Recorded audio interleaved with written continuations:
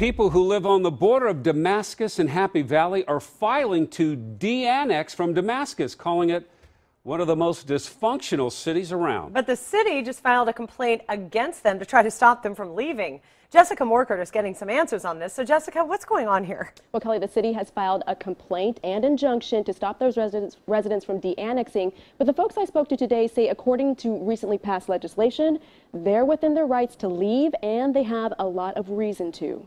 It's a poster child for dysfunctional government. It truly is that. You go to city council meetings and you see guys bickering back and forth, and you're thinking about it like it's a grade school conflict, okay? Instead of a government that's going to be sitting there determining our future.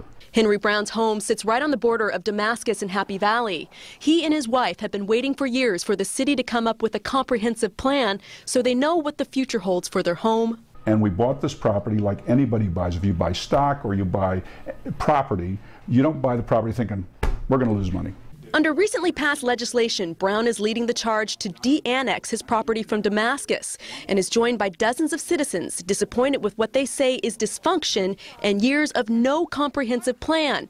But the city filed this complaint, naming the governor, Brown, and any future residents wanting to leave. Valerie and I are being sued by the city of Damascus, by our own tax dollars, being sued by the city of Damascus. And they've spent more money on legal fees than I care to think about. Filing a suit against them, is that necessary? That's a good question. First of all, we're unanimous on council on this, and by the recommendation of our legal team for the city, that it's unconstitutional. The mayor tells me the city council has agreed it's unconstitutional for the legislature to force the city to change its boundaries. He says no one is being sued, but a complaint and injunction has been filed with the state to stop it. The mayor says right now there are 3 comprehensive plans on the ballot in May to address this very issue. But Brown tells me the majority of Damascus residents have spoken, voting no back in November to disincorporate. But the reality is the citizenry of Damascus has said enough in a vote.